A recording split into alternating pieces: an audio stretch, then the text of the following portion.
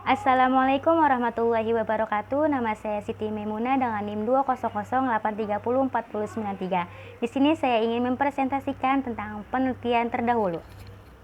Pengertian penelitian terdahulu. Penelitian terdahulu adalah upaya peneliti untuk mencari perbandingan agar menemukan inspirasi yang baru untuk penelitian selanjutnya.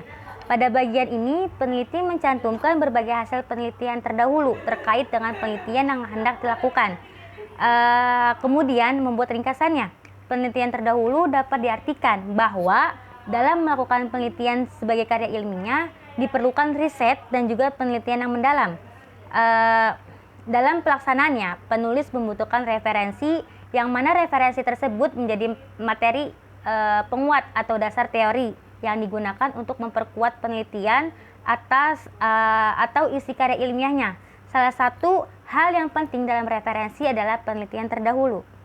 Adapun tujuan penelitian terdahulu, yang pertama itu penelitian mencapai hasil maksimal. Maksudnya itu dengan adanya penelitian terdahulu, maka penelitian yang akan berlangsung akan lebih maksimal karena penulis dapat mengembangkan tujuan penelitian dan juga memperbarui aplikasi tentu dengan solusi yang lebih maksimal. Dan yang kedua, tujuan yang kedua itu mencegah terjadinya plagiasi.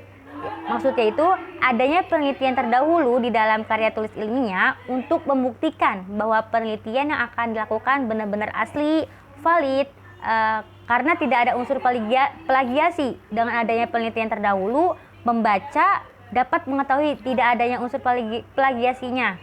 Nah, yang ketiga itu mengetahui bangunan keilmuan. Maksudnya itu penelitian terdahulu juga harus dicantumkan agar penulis atau peneliti dapat mengetahui bagaimana bangunan suatu keilmuan tersebut atas permasalahan yang akan diteliti dan bagaimana permasalahan yang ditemui dan diselesaikan oleh peneliti sebelumnya yang sudah melakukan penelitian tersebut. Dan yang keempat itu memperkuat dan mendukung penelitian. Maksudnya adanya penelitian terdahulu juga untuk memperkuat dan juga mendukung adanya kekuatan penelitian yang akan dilakukan oleh peneliti karena peneliti sudah memiliki referensi ilmiah yang valid. Nah, yang kelima itu menggambarkan perbedaan penelitian. Maksudnya itu dengan adanya penelitian terdahulu maka dapat menjadi gambaran atau menggambarkan secara jelas bahwa ada perbedaan antara penelitian yang akan berlangsung dengan penelitian yang pernah ada atau pernah berlangsung sebelumnya.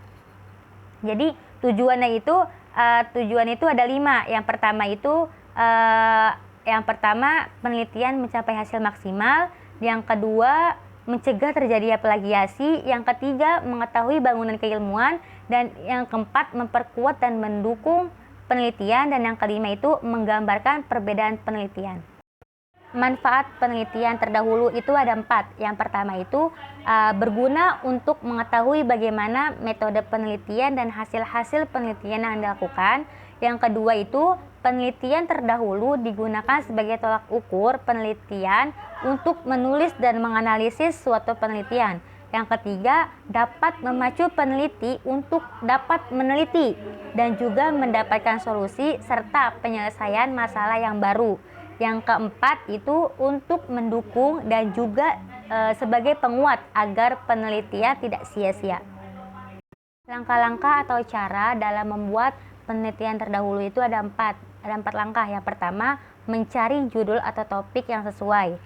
Hal pertama yang harus dilakukan untuk membuat penelitian terdahulu adalah mencari judul atau topik pembahasan dari penelitian terdahulu yang sesuai dengan penelitian yang akan dilakukan oleh penulis. Dan yang kedua itu membuka abstrak.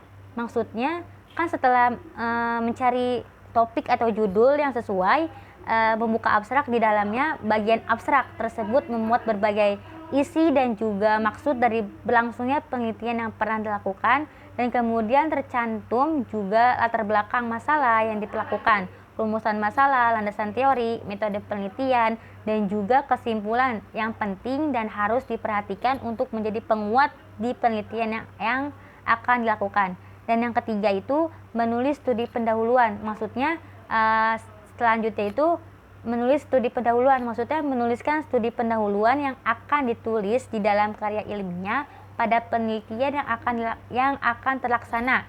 studi pendahuluan tersebut dapat ditulis ke dalam penelitian. Dan yang keempat itu membandingkan. Nah, setelah semua persiapan dilakukan dan sudah siap, bisa melakukan perbandingan.